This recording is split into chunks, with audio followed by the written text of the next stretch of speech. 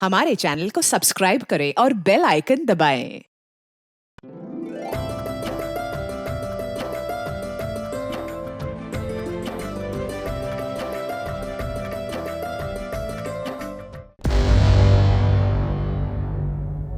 एक ठोस अंदेशा था, संदेह था कि माया भाटे के घर में प्रोस्टिट्यूशन के अलावा कोई अमानवीय गतिविधि भी चल रही थी। अब पुलिस को खबर मिली थी कि माया का एक कत्ल से भी संबंध है और खबर देने वाला था उसका अपना दाहिना हाथ, उसका दलाल पुरुषोत्तम, जो कि मांग कर रहा था कि उसे इस केस से बाहर रखा जाए। क्या था यह मर्डर केस और कौन था पीड़ित? पर मर्डर किसका हुआ? पुरुषोत्तम को गारंटी चाहिए तो उसका इस केस में नाम नहीं आएगा। उसने बोला है कि वापस फोन करेगा। वैसे मैंने मेरे बंदे लगा रखे हैं उसकी तलाश में। सर, इस माया के दोनों बेटे योगेश और जगदीश हमारे पास हैं। सर, हो सकता है इन दोनों बेटों को कुछ पता, पर हमसे छुपा रहे हो। जगदीश दादा, आपने कैसे मान लिया कि बाबा हमें ऐसे ही छोड़ के चले गए? मुझे तो बचपन में भी यकीन नहीं था और अब भी नहीं है। तू 9 साल का था और मैं 14 साल का, तो बचपन से तेरा था यार। तुझे लगता है बाबा ने मुझे कुछ अलग से कहा इसलिए मुझे यकीन हो गया? जितना तुझे पता है उतना मुझे पता है। जब उतना ही पता तो कैसे यकीन कर लिया कि बाबा हमें छोड़ के चले गए? जो आई ने बोला मैंने मान लिया, बस। मुझे इस केस के बारे में और भी जानकारी चाहिए। किसका मर्डर हुआ था, कब मर्डर हुआ था? पुरुषोत्तम अगर ये बोल रहा है कि उस पूजा वाले रूम में कुछ नहीं है, मतलब ज़रूर उस रूम में कुछ ना कुछ है। ये हमारा ध्यान भटकाया जा रहा है। मुझे स्ट्रांगली लग रहा है उस पूजा वाले रूम और इस मर्डर के बीच कोई ना कोई कनेक्शन जरूर है। सर, माया उस कमरे को हमेशा बंद रखती थी। कहीं ऐसा तो नहीं कि उस कमरे के अंदर कोई डेड बॉडी दफन हो? खान, तुम और तावड़े उस पूजा वाले रूम का दोबारा से पोस्टमार्टम करो। पद्मा, माया के दोनों बेटों को टैग करो, बात करो उनसे। गया, मुझे किसी भी सूरत में माया का वो लवर विनोद जोशी चाहिए। और पुरुषोत्तम को बोल कि हम उसे सरकारी का भाव बना लेंगे, तो चार्ज भी नहीं लगाएंगे उस पर। लेकिन शर्त यही है, उस मर्डर की मुझे पूरी जानकारी चाहिए। चल, साहब ने बुलाया है। सुन, मेरा ये लॉकअप में दम घुटता है, तो मैडम के लिए एसी लगवा दे। एक पैकेट अगरबत्ती का बंदोबस्त कर दे। रे शानी, ना तो एक होटल का कमरा है और ना मैं रूम सर्विस वाली हूँ। चल चुपचाप। माया ऐसा भी क्या दफने है उस कमरे के अंदर जिसकी वजह से तुम इतना डरी हुई हो?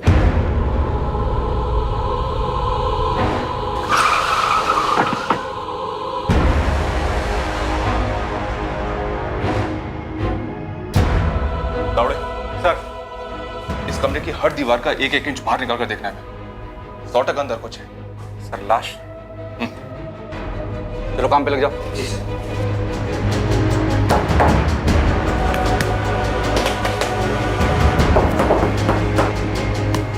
इसकी लाश है उस कमरे में। साहब, मैं बोली ना आपको, मैं उधर से पूजा करती है। पूजा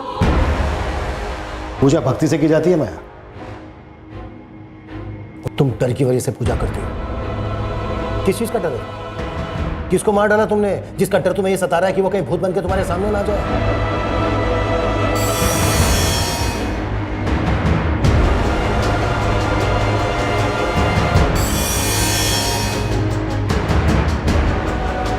साहब, उधर कोई लाश नहीं है।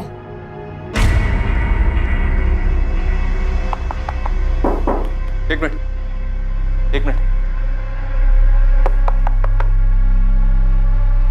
ए, तावड़े इधर सर। ये सुन जरा। हाँ सर, कुछ हो सकता है। दीवार को तोड़ो।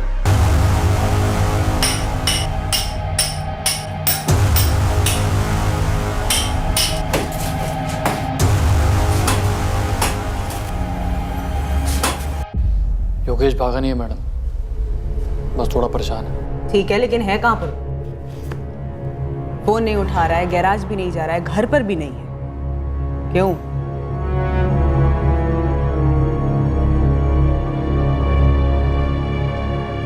दरअसल जब वो 9 साल का था तब से ऐसे ही गुमसुम रहता है, और बाबा के जाने के बाद वो बहुत शांत हो गया। तुम पर कोई असर नहीं हुआ? हुआ मैडम, लेकिन हर कोई अलग होता है। सचिन पाठक को जानते हो तुम? नहीं, कौन है? तुम्हारे छोटे भाई योगेश जैसा ही है, गुमसुम, परेशान। और अजीब बात पता है क्या है? उसके बाबा भी कई सालों पहले ऐसे ही गायब हुए थे। नीलेश पाठक नाम है। ये नाम कभी सुना है? नहीं मैडम। ये नाम कभी नहीं सुना, सचिन पाठक या नीलेश पाठक। इत्तेफाक भी तो हो सकता है ना मैडम, कितने लोग यूं ही गायब हो जाते हैं इस दुनिया में। ये बात भी है। अच्छा जगदीश, एक बात बताओ, तुम्हारी माँ माया ने किसका मर्डर किया था? ये क्या बोल रही हैं आप? 3 साल पहले तुमने घर छोड़ा, ऐसा तुम्हारी माँ माया ने बताया। हाँ तो उसके बाद तुम्हारे छोटे भाई योगेश ने घर छोड़ा। जी, लेकिन लेकिन क्या? तुम दोनों भाई जानते थे ना उस घर में कुछ चल रहा है? मैडम हमें तो बस आई के वही धंधे से दिक्कत थी, उसके अलावा हमें कुछ नहीं पता। वैसे जब बाबा हमारे साथ थे तब भी ये सब करती थी। तुम्हारे बाबा भी इन सब में शामिल थे? ये आदमी विनोद जोशी, ये पता नहीं आई की जिंदगी में कहां से आ गया, लेकिन जब से आया ना मैडम, पैसा बरसने लगा। जगदीश, वो आई। सुन रहे बाड़ा, घंटे भर के लिए बाहर जाके खेल। पर क्यों आई? आई बोल रही है ना, जा बाहर जा।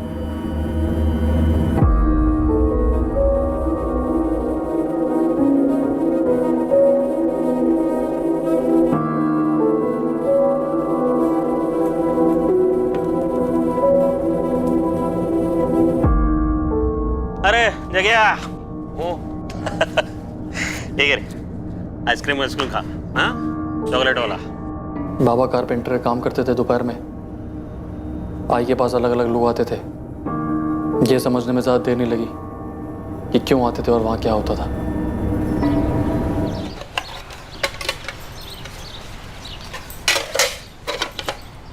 ये ले जगदीश, योगेश को भी लेके जाना, जो मन करे वो खरीदना। ठीक है।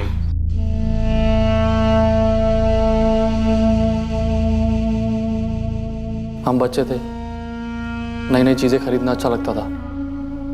योगेश और छोटा था, ना ही उसे कुछ समझ में आता था, ना ही कुछ पता चलता था। मैंने भी उसे कभी समझाने की कोशिश नहीं की। किसी भी बच्चे के लिए आसान नहीं होता है ये जानना कि उसकी माँ धंधा करती है। मेरे को मालूम है कि मेरे को सिर्फ पैसा चाहिए था, एक अच्छी जिंदगी चाहिए थी, मेरे लिए, मेरे बच्चों के लिए, और कुछ नहीं।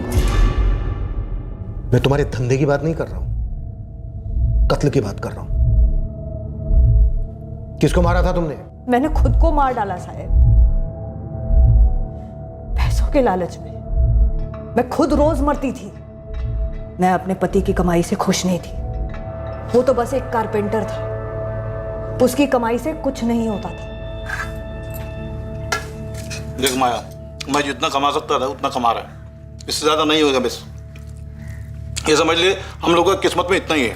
पढ़ी लिखी नहीं है लेकिन इतना जानती है, गरीब पैदा होना किस्मत की बात है, लेकिन गरीब मरना बेवकूफी।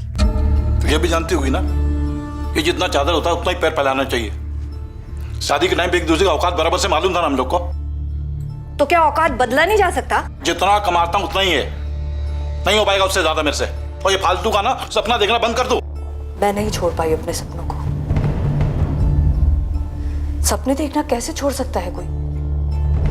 मेरी विनोद से मुलाकात हुई, वैसे भी मैं अपने पति से दूर जा रही थी। मेरी विनोद से नजदीकियां बढ़ी और पैसों से भी। क्या बकवास कर रहा है? पागल हो गया है क्या? अरे इतना क्या फड़फड़ा रही है तू? हाँ, ये देख, ठंडे दिमाग से सोच। जो तेरे मेरे बीच में है, जो तेरे और प्रशांत के बीच में है, वही तो करने को बोल रहा हूँ तेरे को। विनोद, मेरे साथ ऐसी बात करने का नहीं, निकल इधर से। ओ बाबा, जाता हूँ मैं, लेकिन ना तू खुद चल के सामने से मेरे को ये बोलेगी, और वो भी लवकरच। माया, अरे लेकिन बैठना रे बाबा। देख, जितना सोचने में बुरा गंदा लगता है ना, वैसा बिल्कुल भी नहीं है। देख, तू दोपहर को अकेले रहते, मैं कैसा आता है, मेरे से कोई और आएगा। देख, करना तुझे वही है जो हम करते हैं, लेकिन सोच, तगड़े पैसे मिलेंगे, तगड़े। तेरी जिंदगी ना ऐसे फटकन बदल जाएगी। हाँ, एक दोपहर का 2000, 1000 तेरा, 1000 मेरा।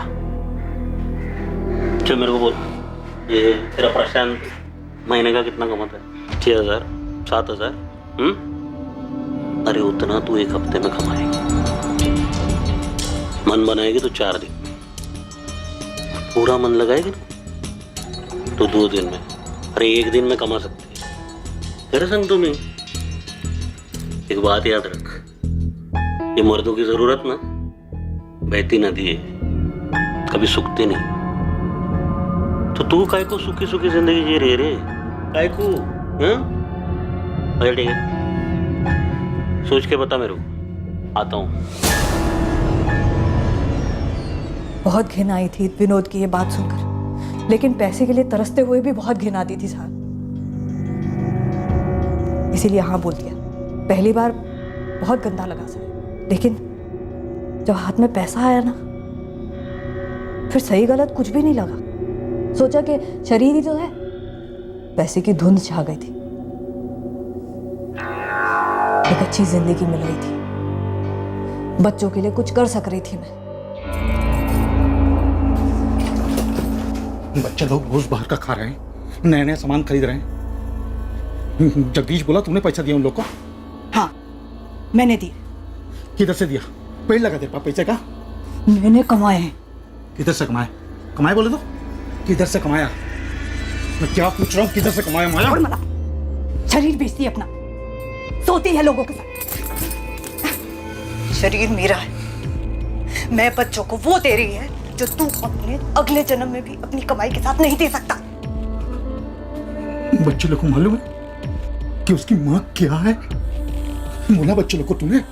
नहीं, वो स्कूल में होते हैं और तू काम पे, दोपहर में आते हैं लोग। तेरे को क्या लग रहा है तू बहुत बड़ा पुण्य का काम कर रही है? पुण्य और पाप से जिंदगी चलती है, पेट भरता है उससे। जिंदगी जिंदा लोगों की होती है और तू लाश है, घटिया सड़ी हुई लाश। पर मेरी ही चिता पर तो पक रही है ना रोटी।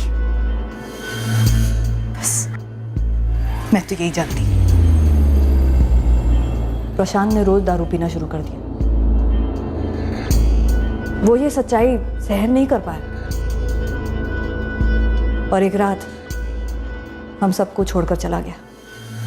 मेरे को पता था कि वो वापस नहीं लौटेगा। मैंने ये सच्चाई मान ली थी। मैंने प्रशांत से कभी झूठ नहीं बोला और आप लोगों से भी नहीं बोल रही है साहब। मैं सच बोल रही है, मैंने कोई खून वून नहीं किया है। माया, अभी तक तुमने हमें अपनी जिंदगी की सच्चाई बताई है, उस कत्ल की नहीं। हमें उस कत्ल की सच्चाई चाहिए। जगदीश, तुम अभी कुछ छुपा रहे हो।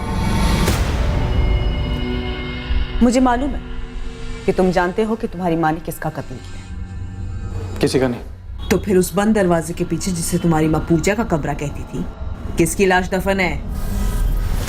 किसी की भी लाश नहीं हुआ।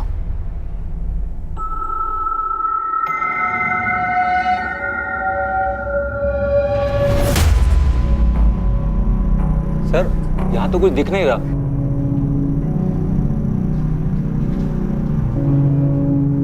तो फिर है कहाँ?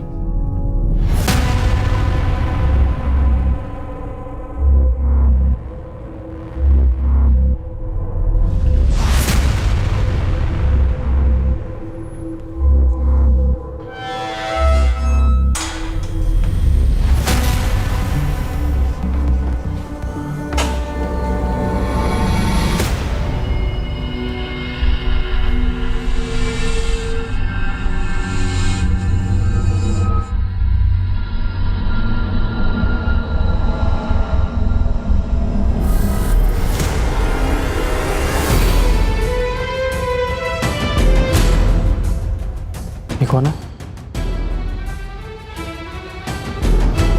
ये मेरे बाबा हैं। तुम्हारा नाम क्या? सचिन पाठक। क्यों? नहीं, ऐसे ही पूछा।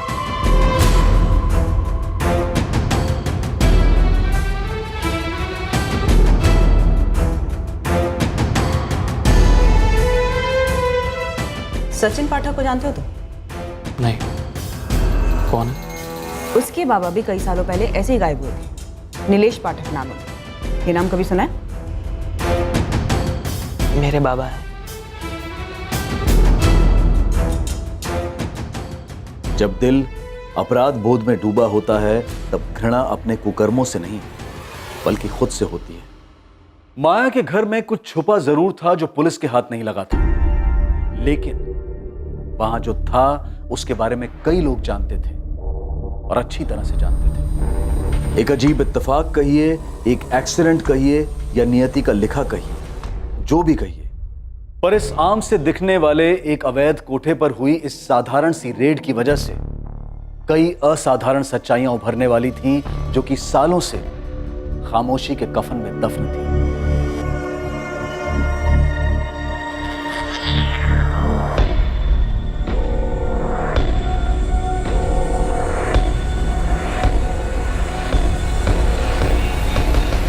सर उस कमरे में कुछ नहीं है और वो एक दीवार जिस पर हमें सबसे ज्यादा शक था, वहां से भी कुछ नहीं निकला। सर ये माया का बड़ा बेटा जगदीश, इससे भी कुछ पता नहीं चल रहा है। वो दूसरा बेटा योगेश अभी भी लापता है? यस सर, जगदीश बता रहा है कि योगेश काफी डिस्टर्ब हो गया है। इस माया को जितनी भी गर्मी दो ये पिघलने वाली नहीं है। विनोद जोशी का क्या स्टेटस है? हमारी टीम और दया के लड़के दोनों लगे हुए हैं, पूरे शहर में अलर्ट इशू किया। और पुरुषोत्तम वो अभी तक सामने क्यों नहीं आया? उसने दया से कहा था कि शाम को फोन करेगा, लेकिन सर अभी तक फोन किया नहीं उसने। अभी तक हमारे पास बस ये एक ही लीड थी, पुरुषोत्तम या फिर विनोद जोशी हाथ लगे। पता नहीं क्यों मुझे ऐसा लग रहा है कि उस दिन माया का पति प्रशांत भाटे घर छोड़कर गया ही नहीं था।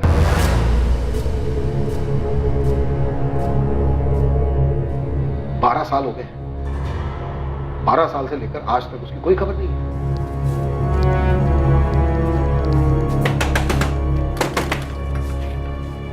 दादा, वो पुलिस आई के पूजा घर के बारे में कुछ कह रही है। उस कमरे में कुछ है क्या? आपको कुछ पता है? योगेश बावला हो गया। तुझे 1000 बार बता दिया, मुझे कुछ नहीं पता।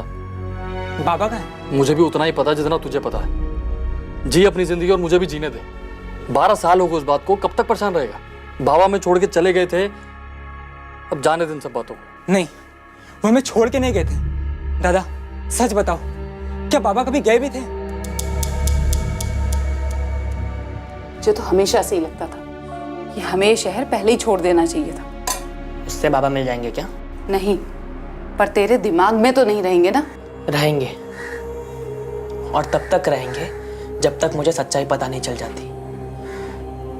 क्योंकि ये जो बोला जा रहा है नाई, ये झूठ है। और ये तो तू भी जानती है नाई, कोई तो ऐसा होगा नाई जो सच्चाई जानता हो। बाबा को कोई दोस्त या कोई भी।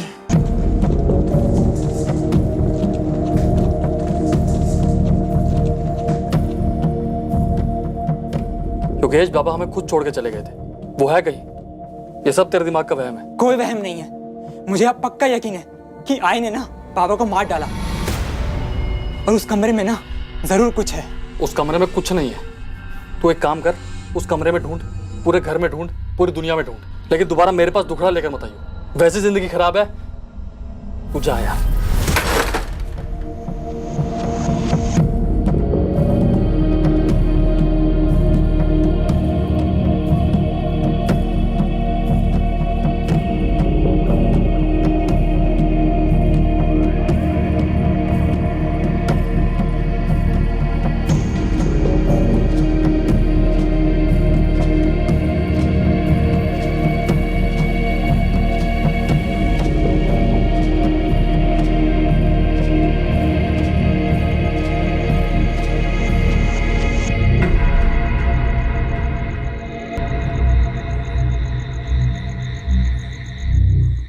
माया,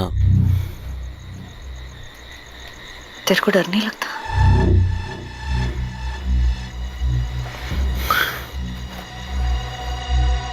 नहीं, और तू भी डरना छोड़ दे माया। क्यों किया मैंने ये सब कुछ? खुद के लिए, तेरे बच्चों के लिए, अरे हमारे लिए माया। क्या करेगी मैं इतने पैसे का? क्या इन पैसों से मैं अपने पुराने पाप धो सकती है? अपना भविष्य इतनी खुशियां खरीद सकेगी? मेरे को तो ये भी नहीं पता है खुशियां होती क्या है।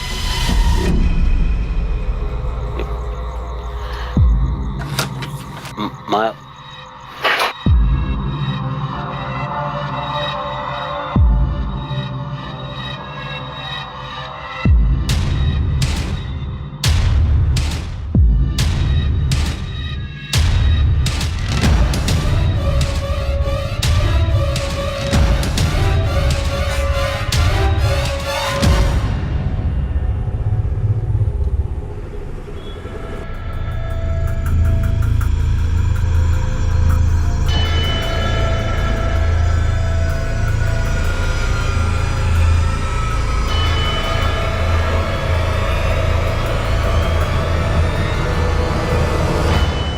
किसका मर्डर हुआ? मुझे नहीं पता साहब, मैं तो उसका थोबड़ा भी नहीं देखा था साहब। मैंने सिर्फ उसकी लाश ठिकाने लगाने में मदद की थी साहब। कब की बात है ये? कई साल हो गए साहब, याद नहीं। लाश कहाँ ठिकाने लगाई थी? वो जंगल में साहब। कौन से जंगल में? कातरज के जंगल में। मैं उन दिनों विनोद भाऊ का टेम्पो चलाता था। एक रात को उन्होंने मुझे माया ताई के घर बुलाया। लाश है आदमी, ठिकाने लगा। नहीं भाऊ, लेकिन ये मुझे बता, ये है कौन? इतना जानना जरूरी नहीं, समझा ना तेरा? गपचुप उठा। कातरज के जंगल में ले गए।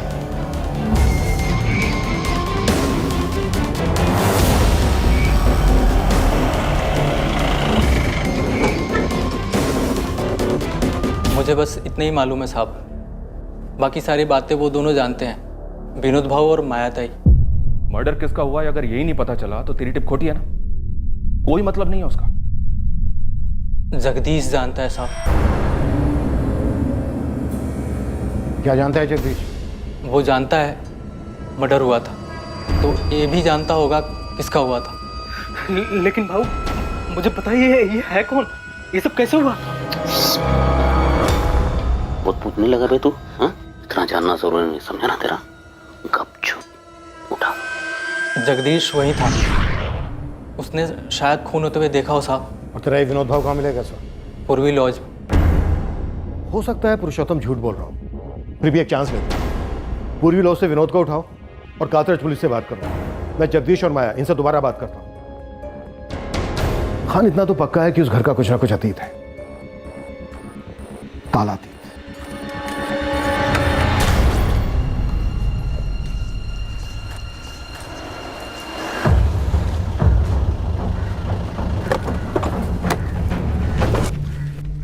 कुछ पता चला क्या साहब? सब कुछ पता चला, चल थाने। सर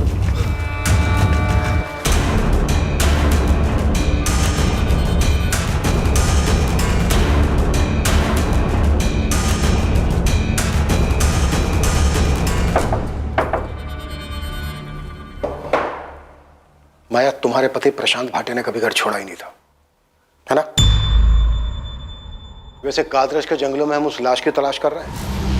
भूतों से डर लगता है ना तुम्हें?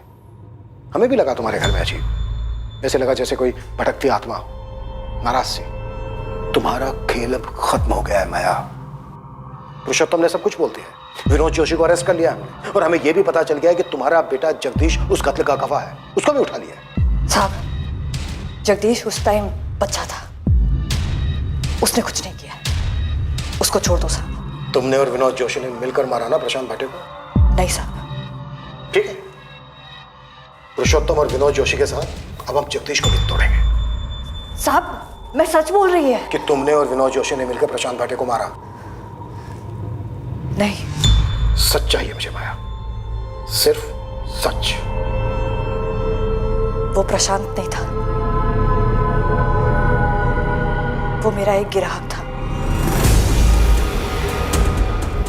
उसका नाम मेरे को नहीं मालूम। देख विनोद जोशी, माया एक औरत है, इसलिए अभी तक हमने सख्ती दिखाई नहीं उसके साथ, लेकिन तेरा नसीब ऐसा नहीं होगा, समझा? मैंने कुछ नहीं किया साहब, सच बता रहा हूं मैं। ये जो भी कुनबुन जो भी हुआ है आप बता रहे वो सब पूरा का पूरा माया ने किया। अच्छा, प्रॉफिट आधा आधा करेगा? लेकिन जुर्म पूरा का पूरा उसके सर पे डालेगा। नहीं, मैं सही बता रहा हूँ सब। मैं उस आदमी को जानता तक नहीं था, तो मारूंगा क्यों? पुरुषोत्तम ने बताया कि तू भी उनके साथ था। तूने देखा था वो? खून होते भी देखा था। कौन था वो आदमी? प्रशांत भाटे, तेरा बाप? नाम नहीं मालूम, लेकिन वो चेहरा मैं कभी भूल नहीं सकता। मैडम बता रही थी कि कोई सचिन पाठक है जो अपने बाप को ढूंढ रहा है। उसके बारे में क्यों पूछ रहा था? जिसको मारा गया था वो वही था।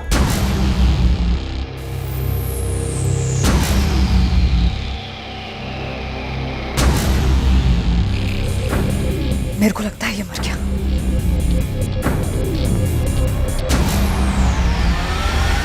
वो आदमी सचिन का बाप नीलेश पाठक था? नाम नहीं मालूम। तो तुझे कैसे पता वो सचिन का बाप था? सचिन के हाथ में उसके बाप की तस्वीर देखी थी। वही चेहरा जो रोज रात को मैं ना चाहते हुए भी देखता हूं। मेरी आई भी देखती होगी। इस पैसों के लालच ने पहले मेरे को मारा,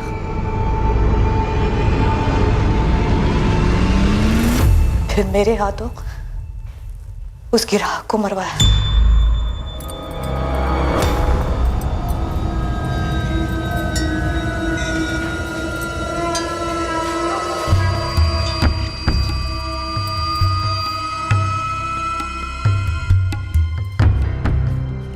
ओहो, क्या बात है बाबू, बैंक वैंक लूट कर आए हो क्या? हाँ। अरे तो फिर तो बोनस वोनस बनता है ना। इतने टाइम से लुटा रही है तेरे पे। 5,000 तो निकाल उस बंडल से। 2,000 भी तेरे औकात के हिसाब से बहुत ज्यादा। ए, औकात की बात करता है? औकात? अब तो मैं 5,000 ही लेगी। देख, छोड़। क्या कर रही तू? मेरे सामने नोटों के बादल छाते थे। उसके पास इतना सारा पैसा था साहब, और ऊपर से ऐसी बात। मैं उसको कैसे छोड़ देती साहब?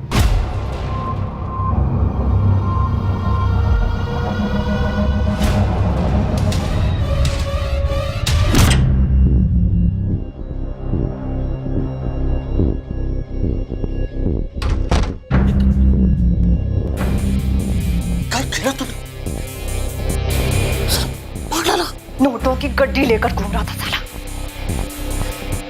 जरा से पैसे ज्यादा क्या मांग लिए, औकात दिखाने लगा। अस्पताल लेके चलते। चुप, वो बच गया तो हम लोग मर जाएंगे। पर उन्हें बचा सकते। चुप। विनोद,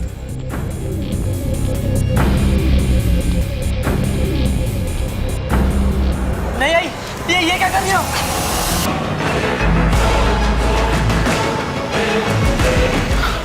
लाश बनी हुई। वो योगेश बारी खेल रहा है, मैंने देखा उसे। कभी भी आ सकता है वो। अभी छुपाते हैं, रात को ठिकाने लगाएंगे। ये क्या बाल संभाल अपने आप को। देख, तुझे तेरी आई की मदद करनी है, समझ लगा है? ये खून साफ करना है, समझ ला ना? आईची मदद करायचं। योगेश घर आया उस दिन, उसे कुछ मालूम नहीं था। फिर रात को पुरुषोत्तम आया, वो लोग लाश को जंगल में ले गए। योगेश तब सो रहा था। बहुत पछतावा होता है साहब, धन घिन सब आती है, लेकिन समझ नहीं आता साहब कि वो नोटों को देख के क्या धुन सवार हो जाती है। सर,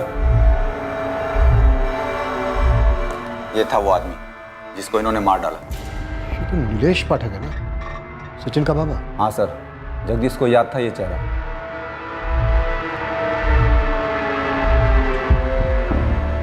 ये था ना वो?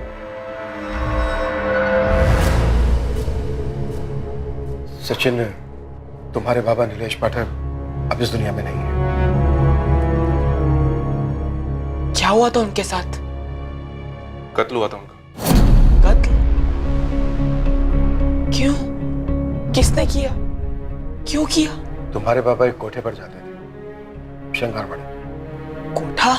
हाँ, माया भाटे नाम है उसका। उसने और उसके साथीदार ने तुम्हारे बाबा का मर्डर कर दिया था।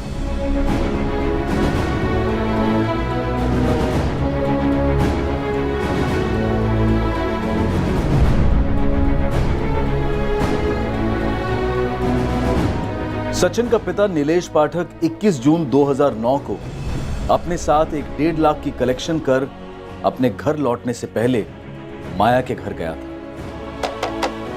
नीलेश को उस दिन कोई अंदाजा नहीं था कि वो फिर अपने घर कभी नहीं लौटेगा।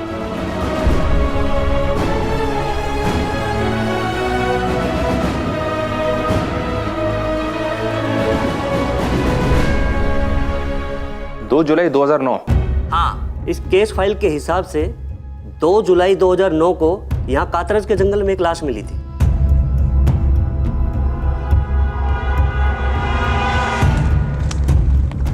इस केस के इन्वेस्टिगेशन ऑफिसर 3 साल पहले रिटायर्ड हुए। इस नीलेश की मिसिंग रिपोर्ट दर्ज नहीं हुई थी, बस इसके खिलाफ पैसे लेकर फरार होने की शिकायत की गई थी।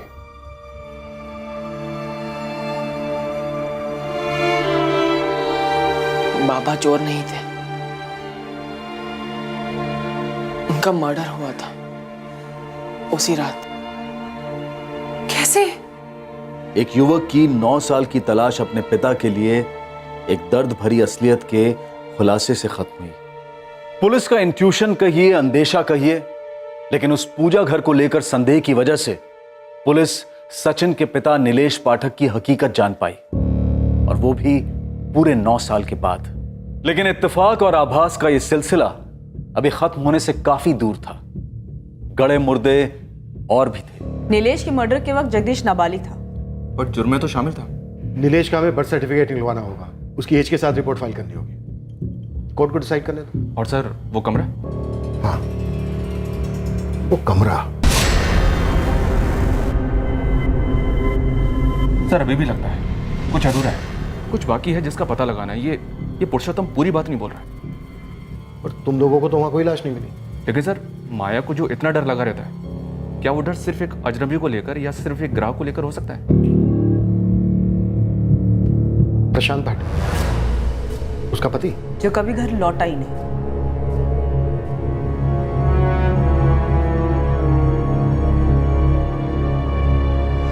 मुझे मेरे भाई जगदीश से मिलना है। तू था कहाँ इतने दिन?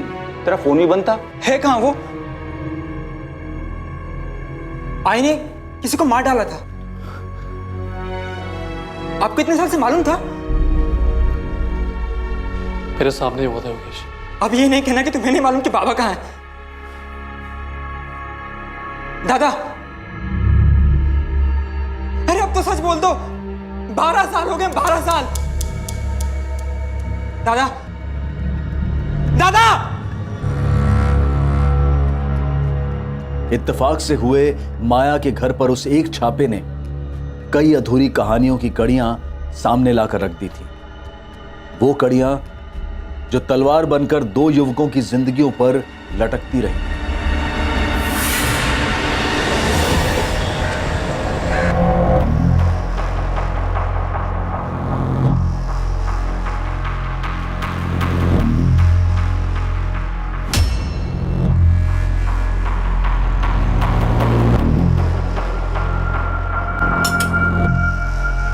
आखिरकार योगेश का बड़ा भाई जगदीश टूटा। वो उस राज को अपने अंदर और नहीं रख पाया जिसने सालों से उसे और उसके ज़मीर को बंदी बना रखा था।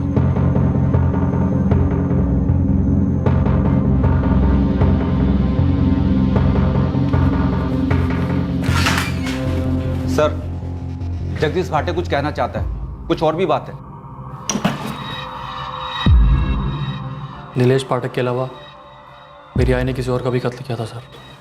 तुम्हारे पिता का?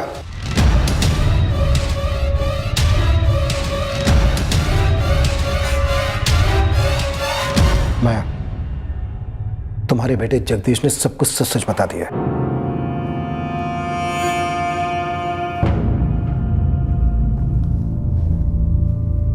अच्छा है साहब। साहब, क्या सच बोलने से, कबूल करने से दर्द कम होता है क्या? हो सकता है, लेकिन जुर्म कम नहीं होता। तो सच यही है साहब कि जगदीश और योगेश का बाप मेरा पति प्रशांत उस रात घर छोड़कर चला गया था। मेरे को नहीं मालूम था कि वो वापस आ जाएगा। तो कौन होती मेरे पूछने वाली? तेरे क्या लगा मैं क्या कभी लौट के नहीं आया क्या? तेरा हाथ भी लोग जो साला दिन में आता था अभी रात को भी आने लगा क्या इधर?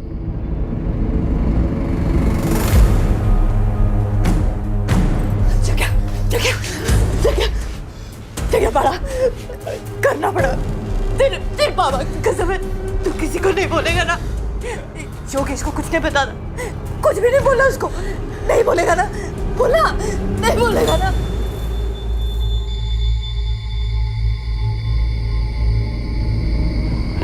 जगह मदद करनी होगी तुझे। उस रात के बाद मैंने वहां पीछे कभी कदम भी नहीं रखा। जब भी वहां देखती थी तो वो खड़ा दिखता था, घूरता हुआ। मैंने ये सब कुछ क्यों किया, मेरे को इसका जवाब कभी नहीं मिला सर। पहले अपने पति को, फिर उसकी राख को। साहब, उन दोनों की आत्मा से ज्यादा ना मेरे को अपने आप से डर लगता है। क्या मैं किसी और को भी मार देगी क्या? मेरे जीते जी ना ये डर जाने वाला नहीं है साहब, ये मेरे को मालूम पड़ गया।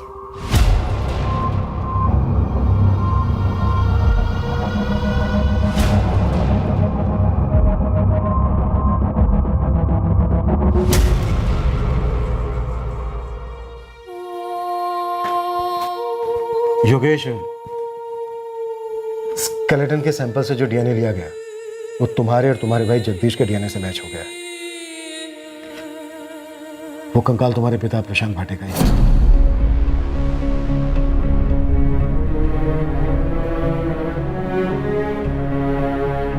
मुझे मालूम था सर, मेरे बाबा मुझे कभी ऐसे छोड़ के नहीं जा सकते थे। जगदीश पर लगे चार्जेस में इस बात का ध्यान रखा गया था कि दोनों मर्डर्स के वक्त वो नाबालिग था।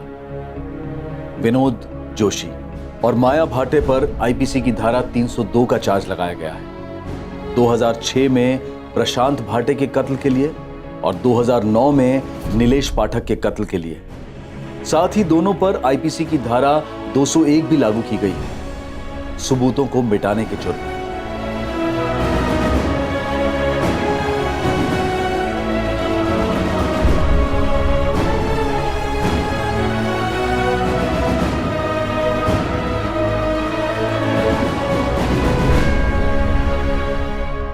एक कत्ल 12 साल पहले हुआ और दूसरा कत्ल 9 साल पहले, और दोनों के बारे में किसी को भनक तक नहीं थी। 9 साल पहले अगर नीलेश पाठक पैसों के कलेक्शन के बाद माया के कोठे पर ना गया होता तो क्या होता? 12 साल पहले अगर माया का पति प्रशांत उस रात घर ना लौटा होता तो क्या होता? आने वाला खतरा अदृश्य होता है, लेकिन जब कोई जुर्म के साए में डेरा डाले तो वो खतरे के साए से दूर कैसे रह सकता है भला? माया ने अपने ही हाथों अपने जमीर की सुई तोड़ी थी।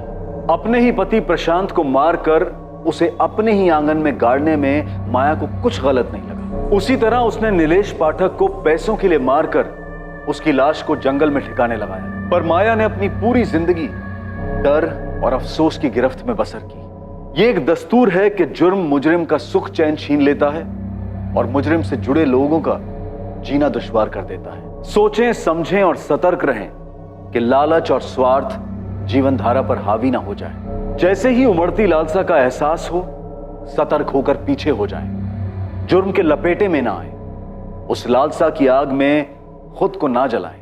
अब मैं अनूप सोनी आपसे विदा लेता हूं। याद रखें, क्राइम और आपके बीच में सिर्फ इतना फर्क है कि आप कितने सतर्क हैं।